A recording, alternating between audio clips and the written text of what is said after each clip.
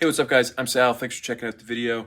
Today's gonna be sort of part one of the interior update in my 240. So we're already starting in a really good spot. I've done a lot of work in here already, but I'm just looking to make some changes, just try and clean it up a little, go for that real OEM plus vibe. So got some new gauges, got some other little knickknacks going in, and then part two will be all the finishing touches, and that'll be coming out soon. Let's get into it.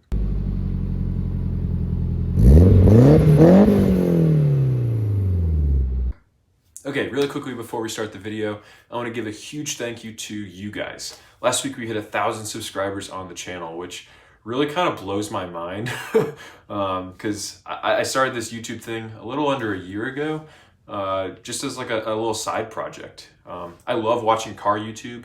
I don't really watch TV or anything. I just like going on YouTube and learn about cars, watching people build it, whatever. And I said, you know what? For my New Year's resolution this year, I want to try and make some videos, just see how it goes. No pressure, but let's just see. And the first ones are a little rough, but I mean, I got a little bit more of a hang of it. Some of the truck videos started doing really well, and I've gotten more comfortable behind the camera. And I mean, it's just really cool to see how far we've come. And I mean, I got no one to thank but you guys, because you're the ones who are, watching the videos, sharing it, liking, and especially commenting, because I love reading the comments. I learned so much from them, because I mean, in reality, I'm just another dude. I just happen to be recording stuff on my iPhone. I really don't know anything more than most of you. So you guys teach me a lot in the comments, and I really, really appreciate that. But I mean, this past year, I've learned a lot about myself. I've learned how to edit videos. I've also learned how the whole backside of YouTube works. And I don't know, it's just really cool to see how far we've come just since January of this year. So yeah, it's been really cool. Thank you so much to you guys. Like I said, keep the comments coming, keep liking the videos, share it with your friends, and of course, subscribe if you're not. But yeah, thank you so much again, and we're just getting started. It's only going to keep going up from here. Okay, so first up is the shift boot. I really like the shift boot. I got it on eBay. It's like special ordered. I think it came from the UK or something. And it's suede with yellow stitching, which is really cool. The idea was it was going to match my Alcantara Sparco steering wheel.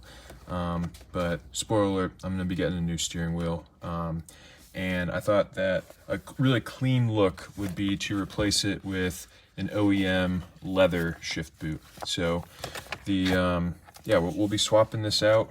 It should be really easy, and I'm going to keep this really cool Nismo knob. I just got this on eBay. It's some knockoff as well.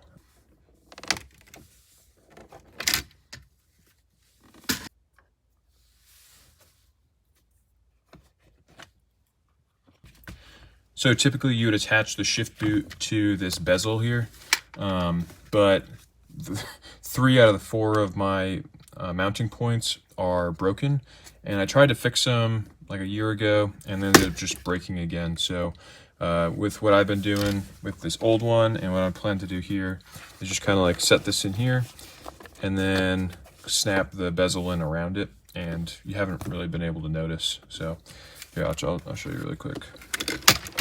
So it still sits in there just fine, and I don't think it's going to be any issue not having it secured to the bezel. But we're not going to throw the bezel back in right now, because next up is gauges. I picked up an AEM boost gauge a while ago now, but finally getting around to installing it.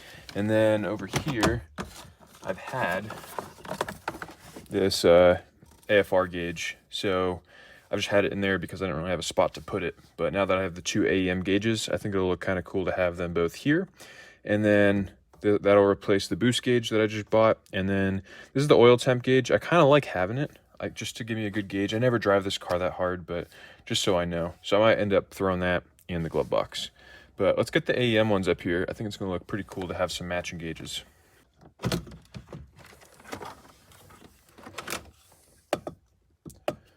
Oh, what a mess. So something cool that I did about a year ago now is I actually set up a fuse panel back here, because I was chasing down an electrical problem, and I wasn't sure if the gauges were drawn too much from some 12-volt switch system. So I set up some relays and have them completely standalone with a wire running to the battery. So I know that they're not affecting the rest of the vehicle's power at all. So if we get back here, I'm gonna try to show you guys. So here's the little system that I set up here, and you can see some of the relays that I've run for the other gauges. So wiring was always something that intimidated me because, well, I mean, just look at it. It's a huge mess back there, despite me adding in the fuse box and relays to try and organize things a little bit better. But honestly, if you just take a second to trace the wiring and then try to be as consistent as possible with matching colors and orientations and things like that, it becomes much more manageable. It's kind of like the old saying of how do you eat an elephant? One bite at a time, right? Just working one wire at a time, and then if you need to, labeling them with painter's tape can be super helpful too.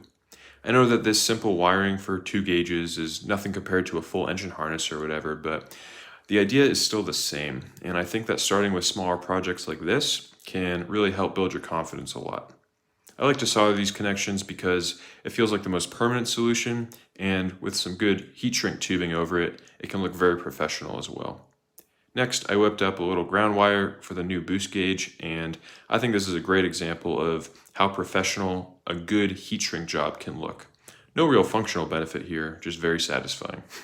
Next, I started to get everything installed back in the car, and I thought I would mention the reason I decided to set up this separate fuse and relay circuit is because originally the gauges were tapped into the 12-volt switched power going to the cigarette lighter, which in my opinion is probably a little too much load for the 30-year-old factory wiring, especially if I decide to add more things in the future. So the way that this fuse box works is that I have a separate power wire running directly from the battery, and then I have some relays attached to it. And the beauty of using a relay is that it's triggered by the switched power for the cigarette lighter, but the gauges are still powered by the battery directly.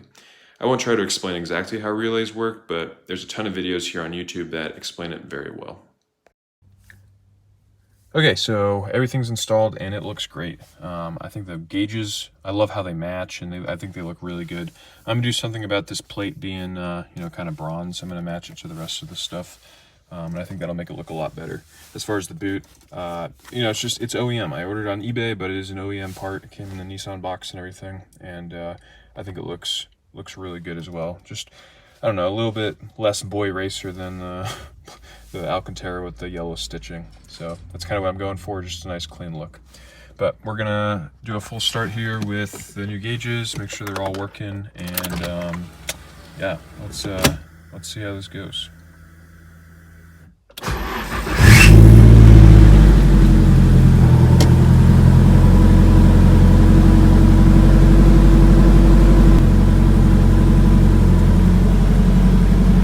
I have the funky mile-an-hour thing going on in my Speedo again, where it jumps around on startup.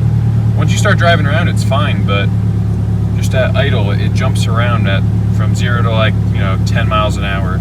It's kind of funky, but gauges are reading.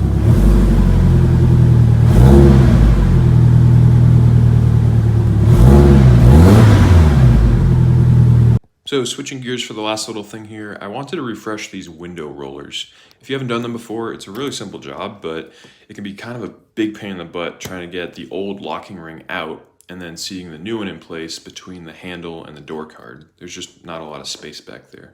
But I just kind of played around for a little bit, and then I got it in there, and dang, it looks so much better.